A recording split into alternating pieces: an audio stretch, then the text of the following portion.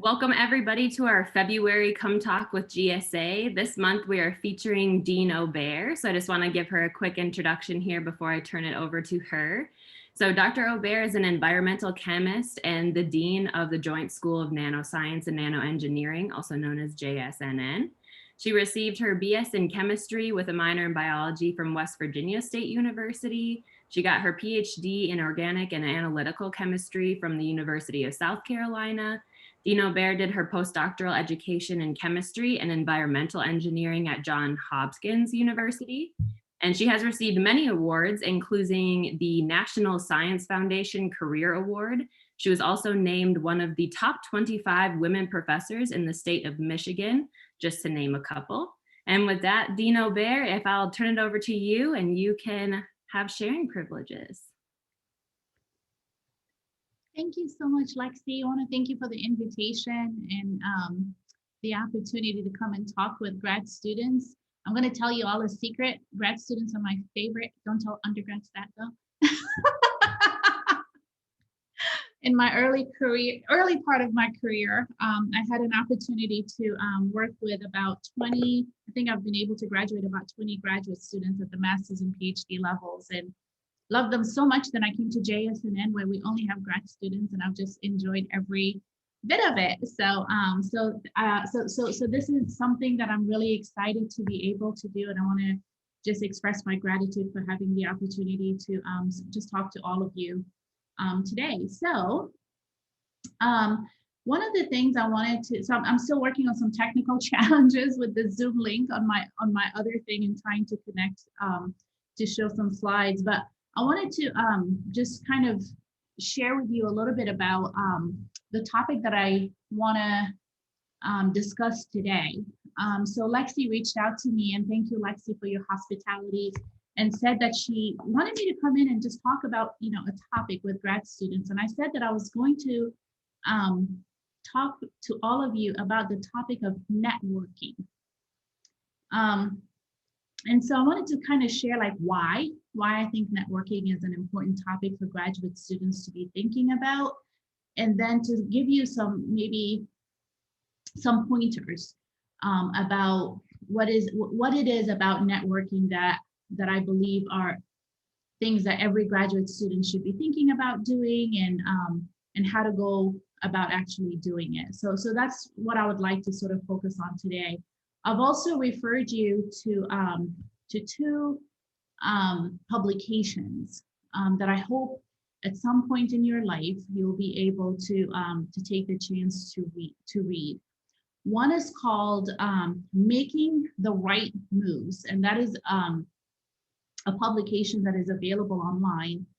Anyone who's interested in an academic career, I encourage you not to wait until you get that academic offer, but to begin thinking a little bit about what is it about an academic career that makes it an academic career, and how do you begin to prepare yourself now for that academic career. You don't become ready for the academic career when it's offered to you.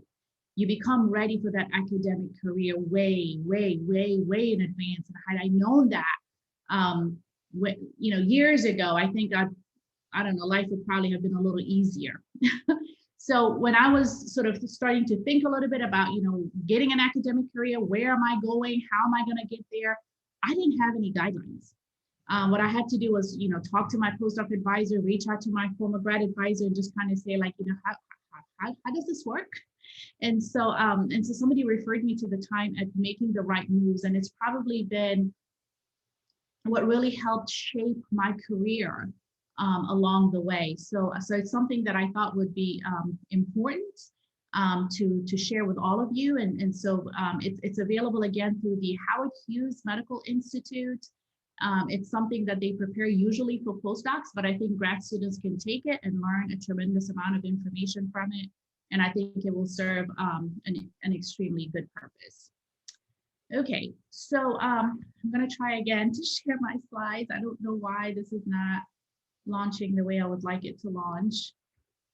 The second publication, can I tell them about the second one, Lexi, or do you want me to wait on? Yeah, just so you know, I posted a link to Making the Right Moves. I found a link to it online in the chat. And then the second one she's going to talk about, only 10 of the people here now will receive, but we can still talk about it. Okay, I'll just mention it briefly and why I recommend that as a book for you to read. The second recommendation is a book called Who Moved My Cheese? Okay, it sounds like a funny title, but when you start reading it, you start realizing why the world is the way that the world is. Who Moved My Cheese is a book that talks a little bit about change, right? So let's say, for example, all of you happen to be working peacefully in some organization and everybody has their way of doing things, right? And internally, everybody's happy. They wake up in the morning, they go into their whatever, whether it's your lab or your office, and you just do what you do, right? Internally, you feel good. People around you feel good, but externally, it may not look very good, right? And so somebody comes in and says, wait a minute, this cheese doesn't look good where it is. Let me just move it so it can look better, right? And it's your cheese. How dare they move your cheese, right?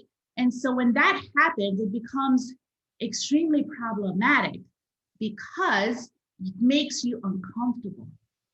It makes you so uncomfortable that you begin to resist that change. You begin to resist those moves, right? And that's some of the challenges we see in our world, right? Some of the challenges we see is that when someone new comes in or somebody does something you don't like and you don't understand why it's happening, it becomes really, really frustrating. And as you emerge into careers, leadership roles, you're going to be moving a lot of cheese. And some of your cheese is going to be moved around a lot. And I encourage you to begin to be sort of aware of what does that really mean, and how does it really begin to impact other people's comfort and how other people feel anytime their cheese is moved, and how that can either help you in terms of advancing some of the things you want to advance, or whether it can actually become a little bit of a barrier. So both books are extremely important, and I encourage you to look at them. All right, so I'm done with my technical difficulties. I'm going to share my screen. Awesome. Okay, so this is a talk I like to give to graduate students as well as early career professors. And I say, when the stakes are high, okay, so the stakes are high when you're a grad student, you're trying to establish your career, when you're new to a job, when you are a new professor trying to get tenure, or you're just starting something new. That's when your stakes are high, okay? And when your stakes are high, you have got to learn how to network. And you have got to network in ways that are going to be effective, okay? It's no longer business as usual, right? So maybe as an undergrad, everybody had the same priorities. You all just wanted to come in and get your degrees, and that was fun, and you were gonna just form friendships. When you're in graduate school, or when you are doing whatever you're going to do post-graduate school, your network is so important. I remember when I was a graduate student, and people would, say things like, let's just go out to lunch, or let's just go out for a drink, or let's go to that party, right? One of the things I always wondered was, okay, we're partying today, but tomorrow we're all going to be colleagues. We're all going to be in these professional areas, and we're going to want to support each other, right? And I remember one day someone reaching out to ask for a reference about someone who used to work in our lab. And I remember that being the party person. And I wondered, is that someone I really want to give a reference to? And then it dawned on me, right, that a lot of the relationships that we are forming with our friends here in graduate school will later become professional relationships, okay? And those professional relationships are going to matter. If people see you as somebody who has high credibility, they will stand up for you. If they don't feel that you have high credibility, they have known you for all these years, they're not going to be able to vouch for you, right? So every time you're thinking about networking, you're growing that relationship of people who you are going to be able to do business with, you're going to be able to have business opportunities with, exchange things with. Some of my graduate students who have worked with me, I've had to refer them to working with others when they finish working with me. And I have to make sure that I have a good relationship with those individuals, right? So networking is so critical to everything that you're going to do. And so I always tell students, there's your world, the world that you live in, and then there's the world of everybody else. And we always have to figure out what kind of commonalities are there, like what is like right in between. And those are the things that we're going to try to talk about this afternoon, right? What are the commonalities? How do we identify them? And how do we take advantage of them so that they can open doors for us as we move things into the future? So all of you have reached where you are because you work hard, right? All of you have skills, talent, knowledge, and all of you have been given an opportunity to come in and get your graduate degree. But networking is something that will actually act as a catalyst to help you get up that ladder much quicker, right? Sometimes it's about what you know, but also who you know. Who you know matters, okay? And sometimes people are like, oh, I work really, really hard. I don't care about these relationships. I used to think that too. I was very guilty of that. And then one day I realized, you know what? Who I know matters, because sometimes they can open doors for you that you never thought could be opened, right? They can give you information that you never thought would be available. So maintaining that professional network is so critical to your success, so critical to your future. There's always knowledge behind the scenes that sometimes we just don't always know. And so whenever I talk to grad students or early career professionals, and I start talking about networking, they're like, well, I just don't think that I'm good enough, or I just don't think that I have what it takes. Or even if I go talk to this person with, this big title, right? I really don't know what I can offer them. Why would they even want to talk to me, right? And you know what I call that? I call that imposter syndrome. How many of you are familiar with imposter syndrome? Okay, imposter syndrome is a challenge, okay? It's a challenge for almost every graduate student out there. And the opposite of imposter syndrome is the Dunning-Kruger effect, okay? So the Dunning-Kruger effect is when people have, these perceived ability versus actual ability. So sometimes people just think, oh, I know everything. Have you guys heard people or interacted with people who are just like, oh, I know everything. I'm just so smart. Everybody likes me, right? But when you really begin to measure their ability, they're probably not there. And a majority of graduate students, they actually have all this amazing ability. They just don't have that perceived ability, which is that confidence, right? To believe that they really can, right? And so imposter syndrome is real, right? So you want to accept it and know that it is real and it is a problem. But despite the fact that it is real and that there is a problem, there are ways by which you can overcome those feelings and to begin to recognize that you have the skills that are needed and to begin to do self-talk that will allow you to get and overcome those barriers, right? So it's important to realize, yes, sometimes I may feel that way and it's okay, but I also have to make sure that I overcome these feelings because I have got to make some progress, okay? So if you're ever feeling like you have imposter syndrome, it's okay. It's part of the process. It's part of your humility, right? You don't want to have the Dunning-Kruger effect. That's not a good thing, okay? But having a little bit of imposter syndrome is okay, but it's important for you to also begin to really schedule time with yourself to recognize your abilities, appreciate your abilities, list your abilities so that you're able to articulate what they are and to be able to share with others what they really, really are. Also want to talk to you a little bit about self-efficacy. Self-efficacy is something that, so for those of you who may be in the field of psychology maybe, or in the field of counseling, you may be very familiar with self-efficacy, but self-efficacy is, it's an individual's belief in his or her capacity to be able to execute, certain behaviors that are necessary to produce certain performance attainments, okay? So it really reflects confidence in the ability to exert control over your own motivation, your own behavior, your social environment, right? So self-efficacy is extremely, extremely important. So there are two issues that usually, students who are your age or in your career are experiencing, is that imposter syndrome, right? That is always a challenge, and you got to kind of overcome it to, so you can break those barriers, and it allows you to be able to push forward.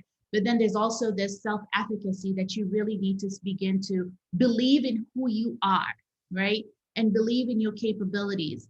And also recognize, what are some of the things that are making me feel that way? What are some of your weaknesses, and how do you overcome your weaknesses? If you're sitting there thinking, I'm just not good enough, I just don't know what I'm doing, that's fine. But identify what are those things that you feel are in the way, and how do you figure out how to overcome them so that you can make a move in the right direction, right? Because if you don't do anything about these things that you feel are your weaknesses, no one is going to help you through them, right? So being able to identify what they are, overcome them, work toward them. There's so many resources these days, especially with all of us living in a virtual world. So figure out what they are, but you've got to overcome them so that we can move forward, right? Now, once you've overcome them, we got to get into this thing that I want to talk to you about that's called branding, right? Branding is important. Apple has figured out how to brand itself. Zoom has figured out how to brand itself, right? Amazon is one of the biggest brands, right? And what's so special about those brands? They have been able to figure out like what they do and why they do it, right? I want you to think a little bit about yourself as a brand for a second. What is it that you do and why do you do it? Every morning, get up every morning and ask yourself, what is my brand? What is it that I do and why do I do it? Because if you don't know what your brand is, nobody's going to understand why you're so unique. Why do I want to make you part of my team? When you write your resumes, that brand has to be there. When you write your cover letter, you've got to be able to tell us what your brand is. When you're on social media, and I'm sure all of you are, you have to have that brand out there. People have to know that I am going to have this position available and I have got to get Parth Desai into that role because he's that good, right? So start thinking about that now. Don't wait until like 5 years from now when you're graduating, okay? Don't wait until you get that first job. So a lot of mistake that graduate students make is they wait until they get an employment opportunity to be able to say, well, I don't have these skills, so I have to go to this company and get these skills. No. Figure out what your skills are. Every week, every morning, make an appointment with yourself, whether it's 20 minutes or 30 minutes, and figure out what is it that I have and what is it that I need. You may not have your full brand the way that you want your brand to be, but start now. Start identifying what is it that I'm missing and how am I going to get it? What do I need to do to get there, right? This is your time as a graduate student to figure out what that brand is going to be, right? If Amazon took the time to become Amazon, if Apple took the time to become Apple, you owe it to yourself to become who we are all going to depend on, because you see, the future depends on grad students today, right? We need really, really amazing grad students who are going to go out there. So I want you all to take time every single day, every single week, understand what are your special characteristics. If you feel that there's something missing, start figuring out what it is and identify how you're going to deal with that. You must be able to recognize your brand, cultivate it, celebrate it, and you have to be able to articulate it. Nobody can talk better about you than you. Don't expect others to say everything about you better than you can say it about yourself. Okay? Meaning we got to overcome that imposter syndrome. We have got to overcome the challenges that we sometimes feel internally. And we have got to get some strength in our self-efficacy, and we have to figure out what our brand is and start talking about our brand. You also have to have a strategic plan for yourself. How many of you are in departments that have a strategic plan? A couple of you? Every time you look at a department, an organization, they all have a strategic plan. A strategic plan is really a document or a set of goals that tells us which direction that organization is going in order to achieve success. When I was a new assistant professor, I had just finished my postdoc and I went to become a professor. And every time I went to a faculty meeting, they would sit there and talk about this strategic plan. And I didn't understand what a strategic plan was at the time. And I was like, what in the world are they talking about? And then I finally figured it out. They were talking about how they were going to make sure that the department is successful. And I sat there at one of the meetings for a moment and I said, well, how am I going to be successful? Am I part of the strategic plan? And then I realized, wait a minute, I need to have my own strategic plan. And I went back to my office and I started working on my own strategic plan because I figured I have got to succeed too. If I'm working in this department and the department is going to succeed, my ability to help this department succeed is if I can succeed as well. Does that make sense? In order for the department to succeed, you have to succeed as well, right? Meaning I needed to have my own strategic plan. So I sat down and I was like, whoa, how does the strategic plan get written? So I had to sit there and think about, how do you define your goals? How do you know where you're going, right?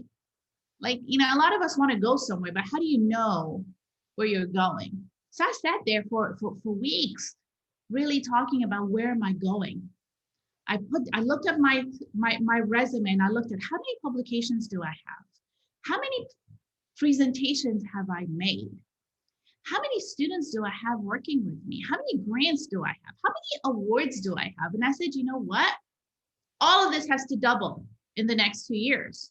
And how on earth am I going to make that happen? Right? I had to come up with a plan, right? And part of that plan, so you got to be able to define your goals, define your strategies. You also have to be able to ask yourself, what do I have and what do I need? You're going to hear me say that a lot. What do we have and what do we need? Because you don't have everything at your disposal that's going to allow you to be successful. And if you're not able to recognize what are some of those things that you need, you're not going to make progress, right? Because you have to understand, what is it that you're missing and how are you going to get a hold of it? Because if you have it, it's going to allow you to make progress, okay? So I started doing what we call a SWOT analysis. SWOT stands for strengths, weaknesses, opportunities, and threats, okay? So I had to recognize, what am I really good at doing? And what am I really bad at doing? So I'll give you an example. If you're working on a research project, you may not have all the pieces to the puzzle, right? This is the time where you start saying, well, what is it that I need in order to make a difference? What is it that I need in order to publish this really good paper, right?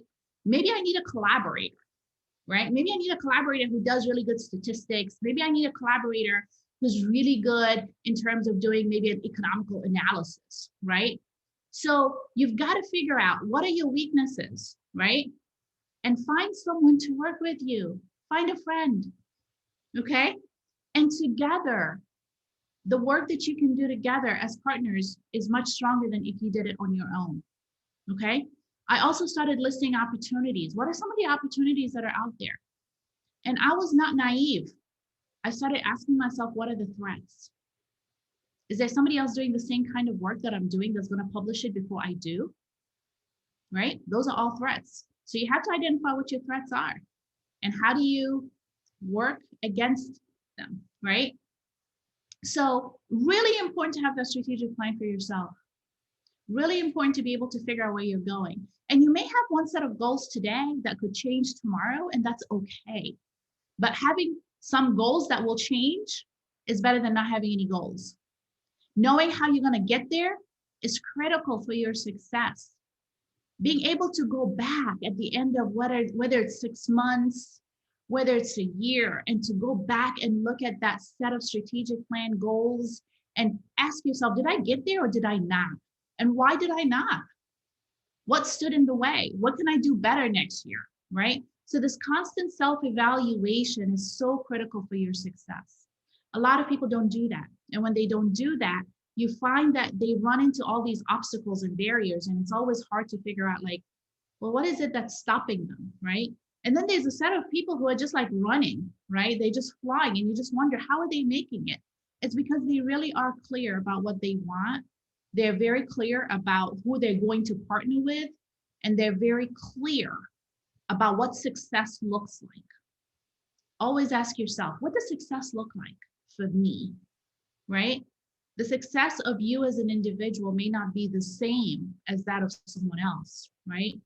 So ask yourself, what does success look like, right? And how are you going to get there? And start having that plan now, not when you're about to graduate.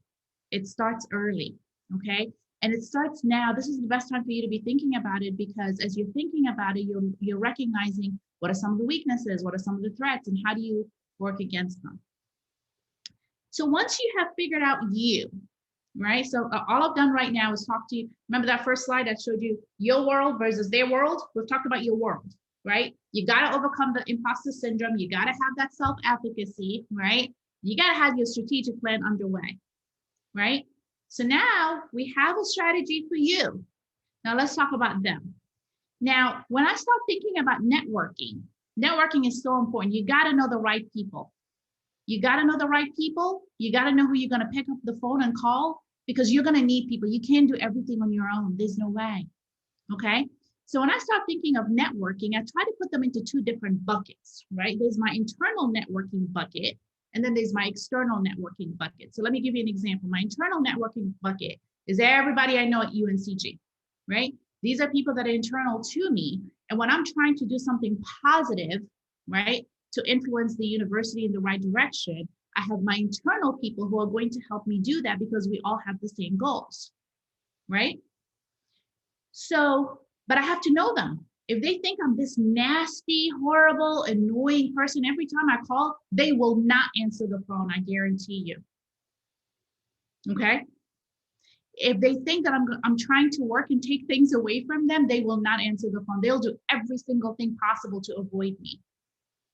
And then there's this other external network who you have to know in order for them to be able to open doors for you, for the people you're working with, for people that you want to influence, right? And so you really got to understand, who do you need in your buckets, your networking buckets, and how do you make that possible? So as you start thinking about your networking buckets, you want to start building it now. And I want to tell you that you want to build it now because you're not going to need them just to get a job. You're going to need them for so many other things. I'll give you a really good example. When I was a postdoctoral fellow, so that was just, right after grad school, I went and I did a 2-year postdoc. I happened to be at a conference and I happened to be sitting next to this guy, and I didn't really know this guy. I saw his little name tag, and the name looked familiar, but I couldn't put 2 and 2 together as we're sitting at the table. And he saw, this young, postdoc who doesn't seem to know where she is. And he decided to be nice and have a conversation. And we started talking. And next thing he says to me, I am the editor of the journal, Environmental Science and Technology. And I'm sitting there shaking because I really need to publish my work in this journal. This is the top journal for environmental chemists, right? So I find myself all of a sudden, oh my gosh, I'm sitting here next to the editor. This is yay, this is great. But oh my gosh, what do I say next, right? What do I do? I started, to engage in something my mother said to me when I was a little girl. My mother would always say to me, God gave you 2 ears and 1 mouth for a reason. You need to listen more than you talk. And when you don't have anything good to say, just shut up and listen. So I decided to follow my mother's advice. And I let this person talk, and we talked and we talked. And he kept, saying little things, and I would always agree and nod and just respond in a positive way. A couple of weeks later, I got an email from this editor inviting me to make a contribution to a special issue that he was putting together. I was so excited. I ran to my postdoc advisor's office and I said, guess what? We just got invited to do this work. And he was like, really? That's a hard journal to publish in. Are you sure? I'm like, yes, I'm sure. So it was a really good interaction. And I think the reason it worked is because I didn't have much to say, but I was able to say enough in terms of, yes, I'm a postdoc. I do this type of work. And he was excited by the work and said it would be really nice to include it, right? So I started realizing the importance of communication. See, as a chemist, we don't really learn a lot about communication. We don't. We just don't. But we began to learn about that. And I started really respecting all the books published out there about communication. And I started reading more about, how do you communicate? And one of the things that I learned is really good communication sometimes comes from very good listening, right? That interaction for me was so critical for my career because it allowed me to gain confidence in my ability to sit at a table with somebody who I looked up to as an editor of a journal, somebody who was a very accomplished scientist and I respected tremendously. I learned through that experience to do things like attending conferences in your discipline is important. Working with your professors to invite speakers to your department is another way that you can actually get to know people, right? Reading announcement carefully, especially those from like neighboring institutions, so that you can actually go and attend some of these workshops. Now life is kind of like on Zoom. Anytime somebody sends you something and it says it has to do with education and networking, just attend. Take the time to attend, because those opportunities to get to know people in different places is so critical for your success. Volunteer within your disciplinary organization for various tasks. There's nothing more important than being able to utilize your time effectively to build your network. It's also very important to understand how other organizations work. So anytime that I'm going to reach out to an organization, whether I want to partner with them, whether I want to do a collaborative project, whether I want to refer a student to them, it's really important. I don't just pick up the phone and call or just send an email. I really spend some time trying to understand the structure of an organization, because the worst thing you can do is reach out to an organization or reach out to someone and not sound like you know what you're doing. Okay? Whether it's an email or even connecting with them on LinkedIn, if you have a question, you really got to be careful how you ask those questions, because you gotta be seen. That first interaction, right? Whether you're gonna get like more yes, come on inside and play with us, or no, don't come in and don't ever come back, is going to really, really depend on your understanding of how to communicate effectively with that organization. I always ask myself, who are the decision makers at that organization, and how do I make sure that I actually understand who reports to who, right? So understanding organizational culture, organization structure is really, really important. Whether you're going to try to apply for a job there, whether you're going to try to interact with them on a project, or whatever you're going to do, make sure you understand how these organizations work. Now, the reason I say this is because if you happen to find yourself interacting with someone at a dinner table at a conference, and you're sitting there saying, yeah, I'm looking for a job, or I'm looking for an opportunity, and this person has nothing to do with that because their organizational structure is different, that's not a good way to have that conversation, right?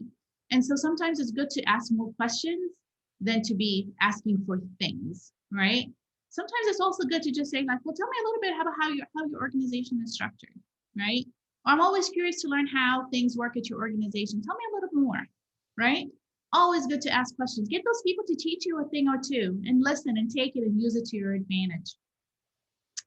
I also want to share something that I've learned over the years, the principles of reciprocity. So reciprocity is a type of social norm that can have a powerful influence on our behavior, right? So reciprocity is one of those things where, you have to behave, people behave in socially acceptable ways that allows them to be able to engage in social sort of give and take relationships. So I've learned a lot. So I'm a chemist, right? I've always been trained as a chemist, as a nerdy scientist, right? But I've had to teach myself. I told you about communication, critical to anybody's success, right? I've also had to learn a lot from the business and trade world. You've got to understand how business works, and the nature of the give and take, and the nature of social relationships, okay? So this whole idea of reciprocity, it's about giving and taking. So the guy, the editor who invited me to contribute to his journal and publish this article, we did this reciprocation by, when I got my faculty position, I invited him as a special guest speaker, to say thank you. Thank you for giving me an opportunity. Now let me give you an opportunity to come and learn about what we do in my organization, and how can we, the faculty of my department, help with the things that you're trying to accomplish, right? Because remember, nobody can do anything on their own, right? No one. right? And if somebody tells you I can do everything on my own, not very true, okay? So you got to be able to reciprocate. So when somebody does something good for you, think about how you're going to do something good for them, right? And so sometimes building your network is about something first. Inviting someone to come to your department to give a seminar. In the scientific academic world, that's understood that you're going to have to invite them back, right? So if I invite you, you invite me, right? If I give you one thing, you got to give me something in return. It's just understood that that's just how it is, right? It's kind of like during the Christmas break, somebody comes and gives you a card, you feel obligated to give them a card too.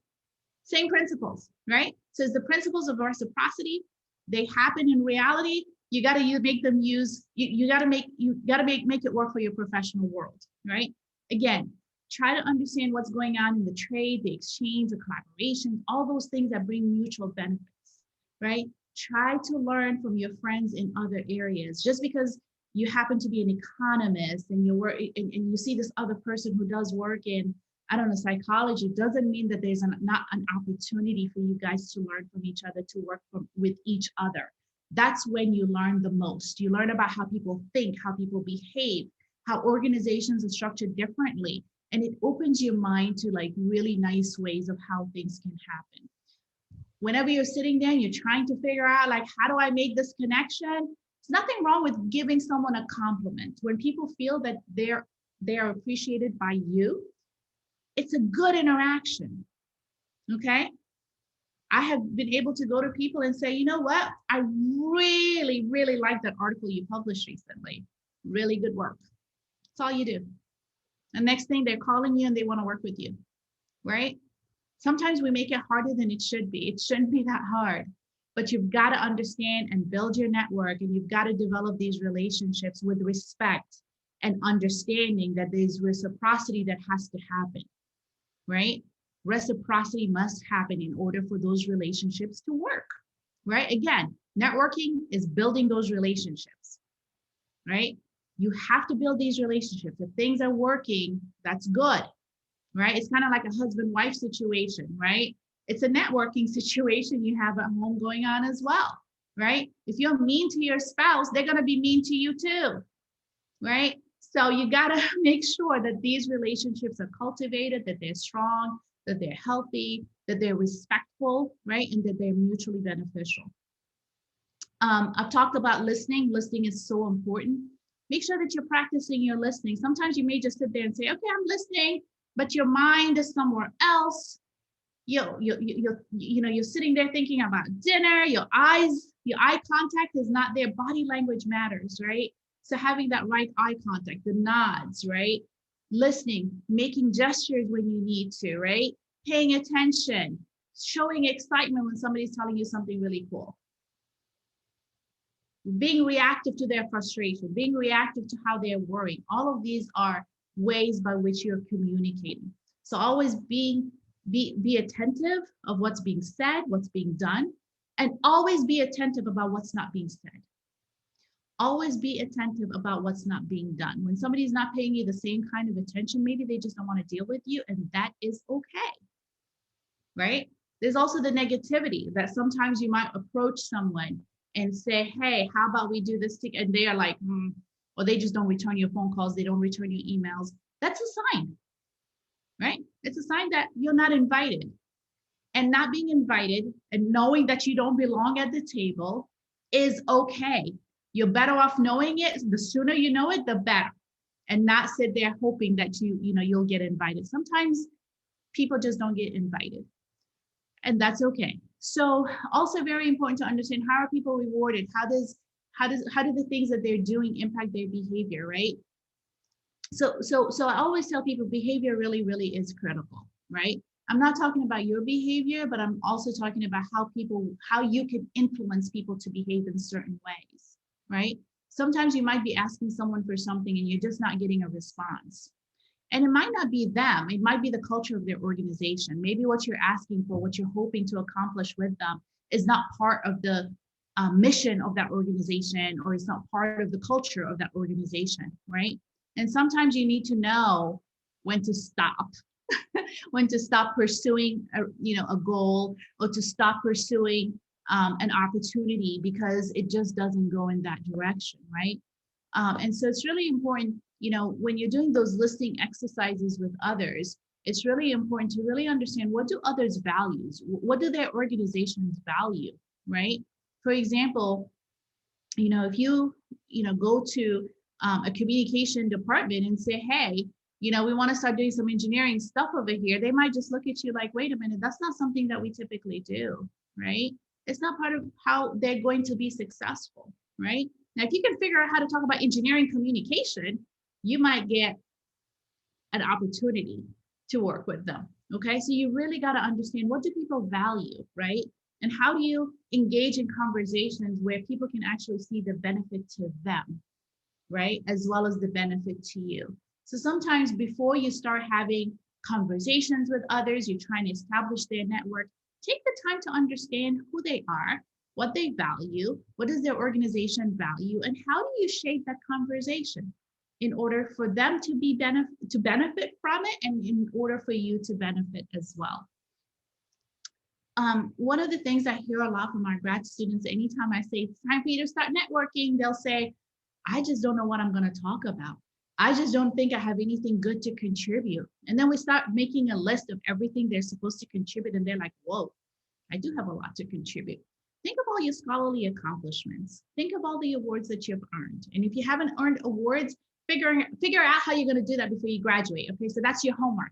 Okay, if you don't have any scholarly accomplishments, you need to be calling your advisor tonight and trying to figure out how you're going to make that happen, right? What work have you done? Talk about the work that you've done. Talk about your skills. Talk about your interests. Talk about your background. We all have something special in our background that we can always share. Places that you've worked. What are some of the resources that you have available to you in your current organization, right? Do you have a network internally that you can offer somebody out there externally, right? That's something that you have access to that the person outside may not have access to. Who do you know that could help make a difference? And you know what? Every one of us has an asset that sometimes we don't actually think about. But time is one of your hugest assets. I've talked to you a little bit about volunteering for your national organization. Being able to volunteer for a specific organization is so important. It's time. Somebody might say, come to our organization. We want you to help us with one thing or two things. That's where all the big names are. Volunteer your time. That is an asset that nobody has. The other thing that I want to leave you with is something that is so critical to any networking relationship that you're going to establish. And it's going to be something that you're going to need for the rest of your career. And that's something that we call trust. Okay? Trust is so important for successful relationships, whether they're with people you work with right now, or people that you're going to work with in the future, or just people that you just want to maintain a good relationship with.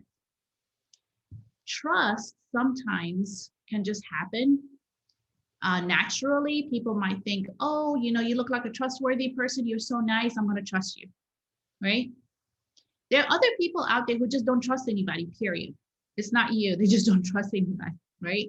And so sometimes you really got to sit down and really work on that. In some cases, they may have been some historical challenges between maybe the lab that you're in, the group that you're in, the institution, the organization you're in. You just never know, right? And so because you're affiliated with a certain place, they may be a situation where somebody doesn't trust, right? So you never know what it is that could cause trust issues. But having trust with people, or having trust within a relationship, is so critical for you and for them, okay?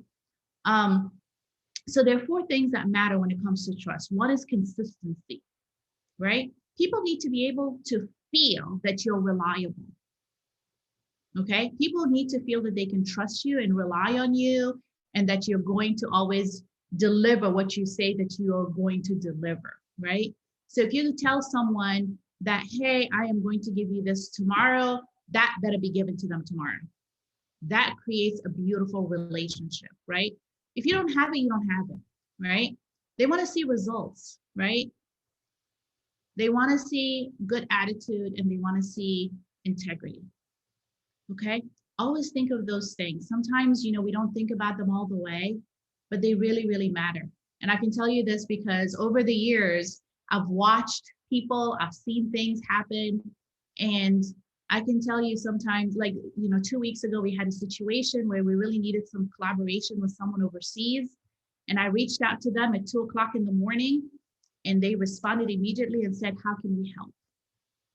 Right? And all of that was because we trusted each other. I knew that if I contacted them, that they would respond immediately. And they knew that if they gave me what I was asking for, that I was going to treat it with respect. So building and cultivating these relationships is so critical for your success. Don't wait until you get your job. Start building your network now. Cultivate that network. Sending a little holiday card every year just to let them know that you exist. I got an email 2 days ago.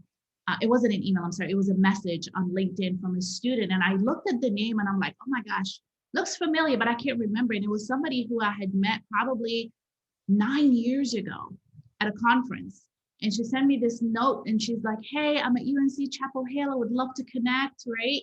And I just remembered how wonderful she was, right? And I reached out immediately and I said, yeah, let's definitely connect, right?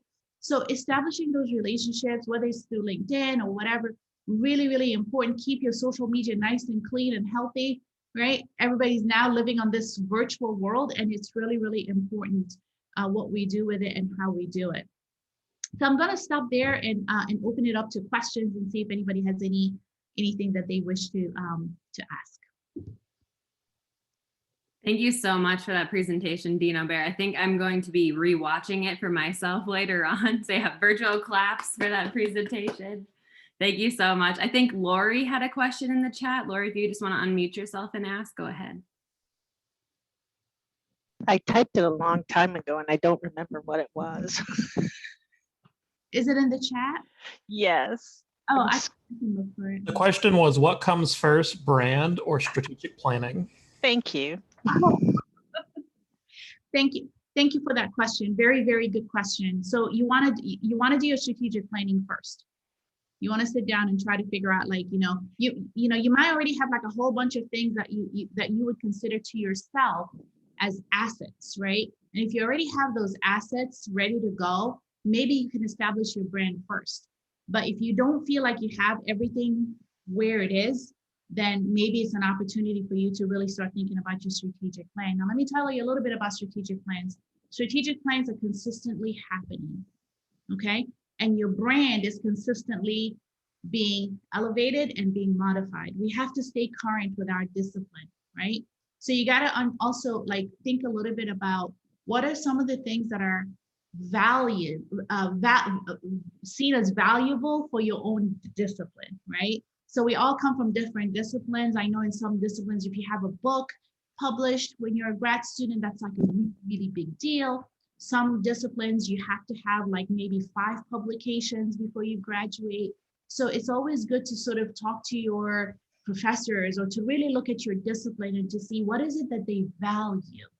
What is it that, when somebody looks at your resume with like who comes from the same discipline you're in and says, wow, this is exactly who we want, right? So so I would say, think about that as you're building your brand, but your brand will evolve with time. As your discipline changes, you're also evolving with time. Your strategic plan is also evolving, right? Because you're not going to have the same goals in 2021 as you will in 2025, right? So your strategic plan is changing, your brand is changing. So I always encourage people to really spend some time just doing a self-evaluation, a self-reflection, right? And it doesn't stop no matter how old you are. No matter how old you are. If you're in your 50s, your 60s, your 70s, you need to be going back and thinking to yourself, okay, what has changed, right? Especially in the last 12 months, the whole world changed, right? Everything changed, right? And so you'd have to change as well. But just in general, there's always like an evolution that, of things that are changing. One of the things that I try to encourage people to do is, try to see what are the big dialogues happening at a national level, at a global level. So I'll give you an example. For me personally, the type of work that I do focuses on the environment, right? So a couple of years ago, the United Nations, which is, big global organization, put out a big report about what are they looking for with respect to sustainability. I pulled that report, I read it, I studied it, and I made sure that whatever I do is aligned with that report, because that is the report that everyone in this, in the world is actually looking at, right? So start thinking about like, what are some of the big things happening in your organization and how do you fit, right? And how do you bring those goals into the organization so that you're aligned with them? And how is that helping elevate where you're going? So that's just an example of something that you could definitely utilize as a way to really talk about the quality of the work that you're doing and the impact that it has on bigger, societal issues going on. But thank you for that question.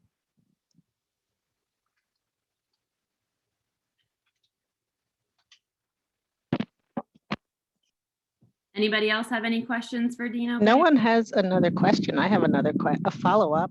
Please. What do you do? Like, what are some like concrete things that we can do, or some resources where we can go to figure out how to develop our brand or how to do a personal strategic plan? That's a great question. There is a website that is called the National, I'm going to try to make sure I get the acronym, the National Center for Faculty Diversity and some Development, I think it is. Development, that's the next D, NFCDD. Yes. Okay. I want you all to go to that website. They have a couple of things that I think are really, really beneficial. So we at UNCG are members of this, it's the National Center for Faculty Development and Diversity, okay? NCFDD. And they have a ton of resources that are really, really important for graduate students. One of them, it's called a mentoring roadmap, right? So as you're sort of thinking of, what are some of the things that you need, having a mentor or having multiple mentors is so important. And let me tell you, a mentor is not like there's an advisor and then there's a mentor and then there's a sponsor. All of these are people with different roles, okay? But having an understanding of who could be a good mentor, meeting with those mentors regularly. You may have a mentor who can talk to you about things in your discipline. You may have a mentor that can talk to you about, family type issues, right? You may have a mentor who can talk to you about, what is life like if you were to work in a government agency. So that particular organization is extremely helpful in terms of just giving you like different types of tips of things that you could be doing that could really help with, developing that mentoring map, who could be good mentors, identifying mentors as well. So I think I've shared like a couple of things, but I also, maybe in closure, I want to make sure that I'm also leaving you with, you don't have to do any of the things that I said on your own. You're not alone in what you're doing. So as you're developing your, and that's probably some of the best advice somebody said to me, because sometimes it's overwhelming. Somebody comes and gives you a talk and dumps all this stuff on you, right? And then you're sitting there, you're like, oh my gosh, I got to develop a brand and then a strategic plan. And that's just overwhelming. What I want you to know is don't try to do any of these things on your own. That can be a very overwhelming thing to try to do. Sit down and think about what you need. Like even if you were to sit down today and say, here are 5 things that I would like to get.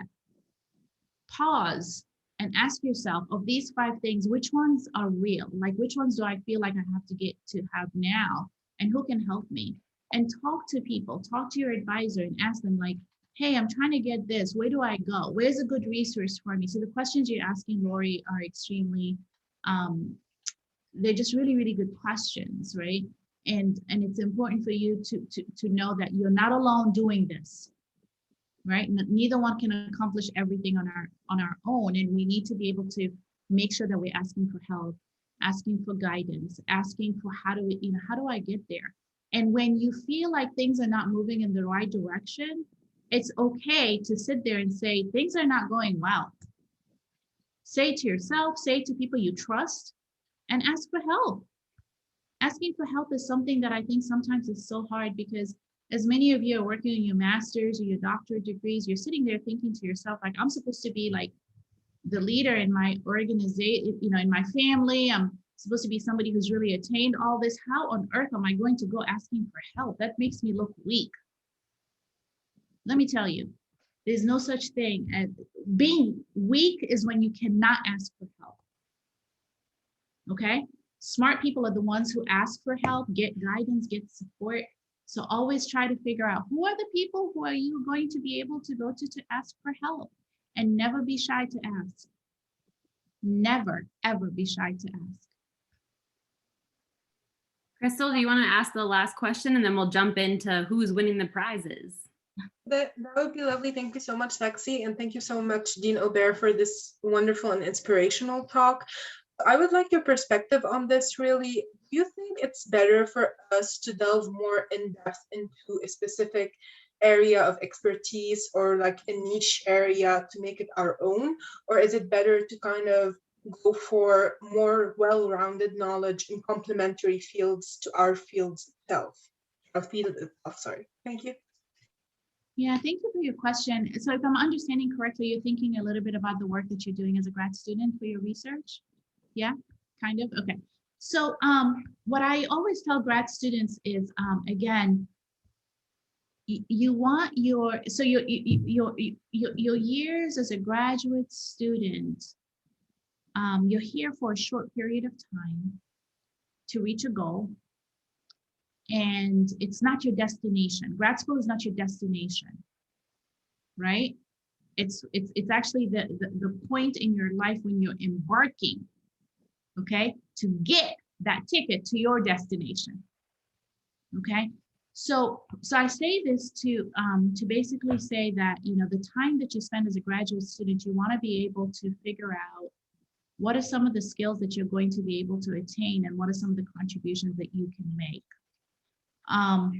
If you try to go into a project that you don't really have a lot of help with, and you don't have expertise, it can make it very difficult for you to really get to the place that you're going. So what I always say is, if you're going to try to pick a topic, or if you're going to try to pick like something to do, make sure that there's enough individuals in your department, in your unit around you, that can provide you with that help, and their willingness to help you with that work. Because like I said, it's very difficult for us on our own to just kind of go out there and say we're going to do anything on our own. There's no way. It's very, very difficult to do anything on our own. So very important to appreciate how difficult it is, but also very important to be able to ask what's the expertise that I have in-house, and how am I going to be able to take advantage of what I have in order for me to get to where I'm trying to go. So I encourage you to maybe be thoughtful in terms of looking at the expertise around you, and talking to certain people about, here are some of the questions that I'm thinking about. If I were to do this, could I come and ask you for help? And if the answer is like, of course, I need you to come work with me, and if you see enthusiasm and excitement, then you've got some support. But if you see some hesitation, some resistance, then you may feel like, let me think about that one more time. And let me try to figure out a better way to do it, okay? Always good to talk to your department chairs as well about strategies that others have used to be able to figure out like exactly how to go about doing this. But I would say don't try to do anything that you don't feel that you have the expertise or the help to allow you to be successful. Because that could be just like going on a road that will just not take you in the right way, and you'll find yourself very much alone. Okay? Okay, thank you for your question. I have one last question. Yeah. So, just talking about the goals, is it good to set a goal that you know it's gonna take you probably forever and you're not gonna be able to achieve? Or is it like you want to put a goals that you can achieve and then update your goals once you achieve the first goals? You want to try to make sure that that you're setting goals for yourself that are going to help you be successful. So if I was to say, you know what, my goal is to win, my goal is to go find somebody who's going to donate $1 million. Well, that's not going to happen. But if I say I'm going to go find someone who's going to try to donate like, $100 here, $100 then, and at the end of the day, I'm going to have $1,000, right? That's a much easier goal, right? So I would say your goals are always going to be elevated, right? But I would say, for example, if I was starting out as a grad student, one of my goals would be I want to get a really good publication. How do I get there, right? I want to go to 3 conferences next year. How am I going to get the work done to allow me to get to these conferences, right? So those are goals that you can attain, right?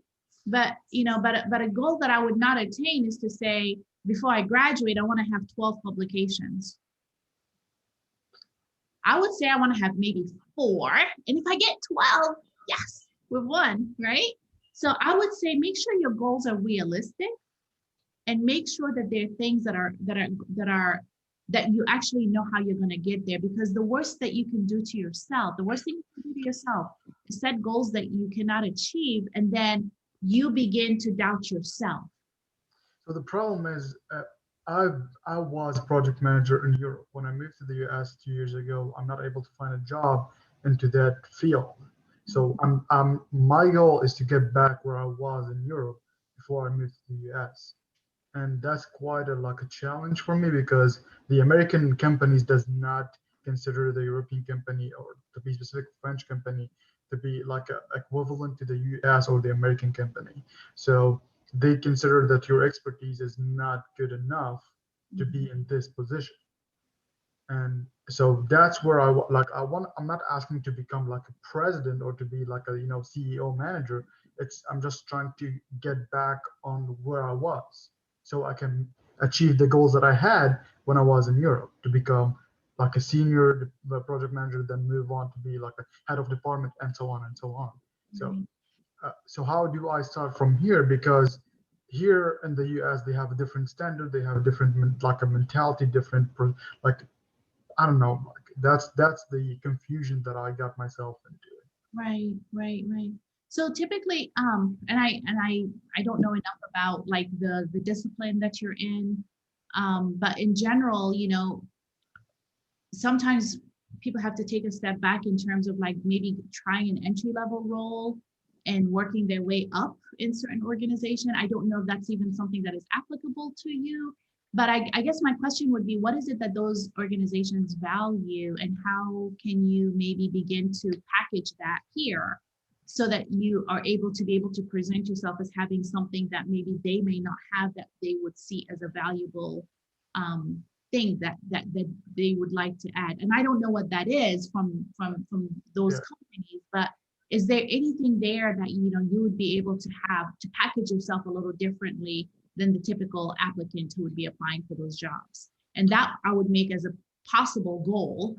I can tell you, for example, when I was in graduate school, a lot of my chemistry lab mates would try to go get an MBA because they wanted to work in a company. And so many of them graduated with an MBA, and they were able to use that as a way for them to go in. There's a question in the chat where somebody's inquiring if maybe you're part of any of the professional organizations in the US. I would also ask, are you part of any of those professional organizations in Europe? And can you maybe make yourself more visible through those professional organizations? That's a very good suggestion, Lori. Yeah, thank you, Lori. Yeah, I was actually in a professional organization in Europe and Middle East and Africa, and the company was #1 in Europe and Africa in providing core banking solution. And I do speak 3 languages, so I do have kind of more qualification than normal people in my career and in my field, and my expertise is 6 years of experience as well. So typically that should help.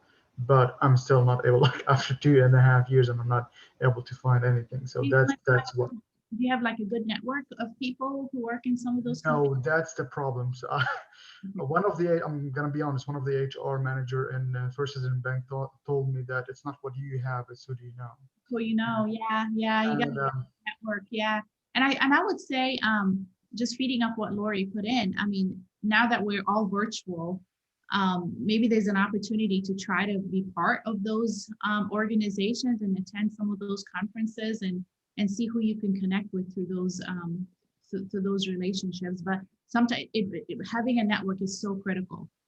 It's so critical. So I would encourage you to try to maybe see if there's and I don't know enough about the big organization you're trying to get into, but I would say that might be something you might want to consider. thank Hey you. Joe, this is Lori.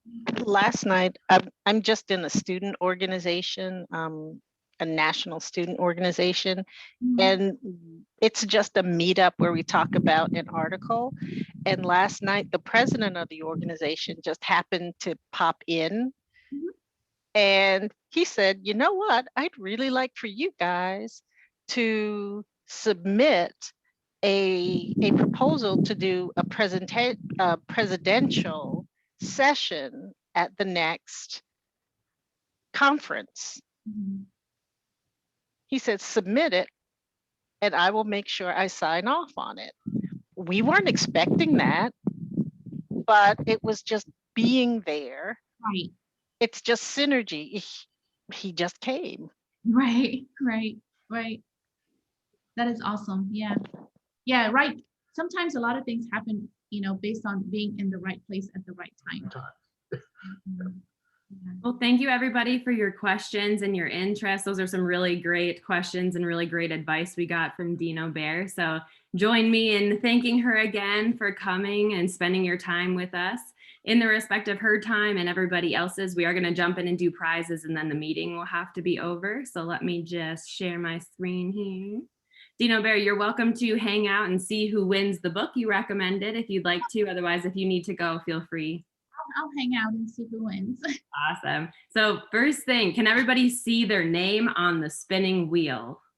If you don't see your name, tell me right now before I start. Everybody sees their name on it? Okay. Here we go. First person that wins Who Moved My Cheese? Oh, Hannah. Can you guys hear my effects on the computer? Good, awesome. Okay, next one. So the winners are gonna receive an email from me after this meeting, and the books I believe came in today. So I will set up a time and place for us to go get those. Crystal, just by a hair.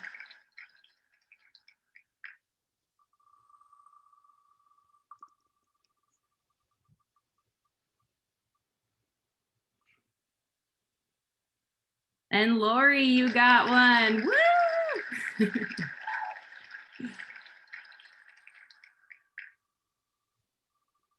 I know a couple of people have already read this book and they're really excited that other people are going to be. Oh, Naima. Naima, I will bring yours to lab. You can pick it up there.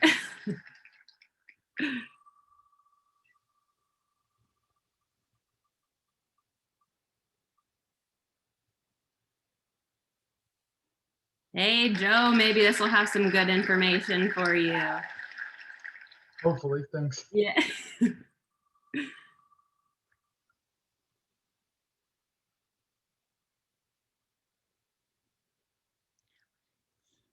Nice. Alex got one too. How many spins have I done? Is any Bradley? How many do I have? This is now going to be your 7th winner. So you've done 6 already.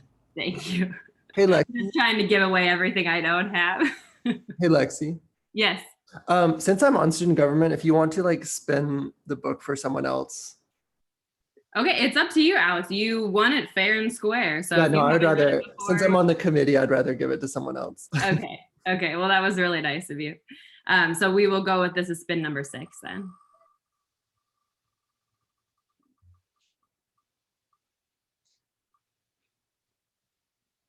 Awesome. Please tell me how to say your name. Is it Ida Yinka? Are you still there? It is Adeyinka. I think he's from JSNN, I think. Okay. Well, we will make sure they receive an email. Lex, he's in the science policy group with me, so I can definitely get it to him, or Parth can as well. I'm going to Cool. just ping Parth on that. You're welcome. Yeah, just put Parth on it. Yeah. Our 7th winner.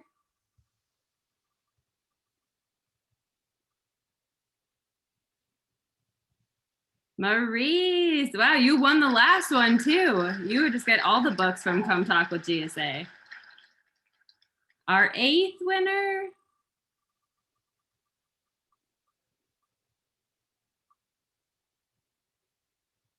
Hortensia, nice.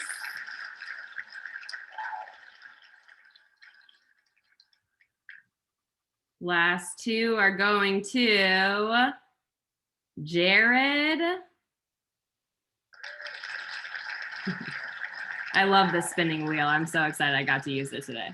And the last Who Moved My Cheese book recommended by Dean Obare is going to Monique. Nice. Congratulations to all of our winners. Like I said, you will be receiving an email from me just after this meeting, and I'll let you know where you can pick up your book. Either I can meet you or you can pick it up on campus.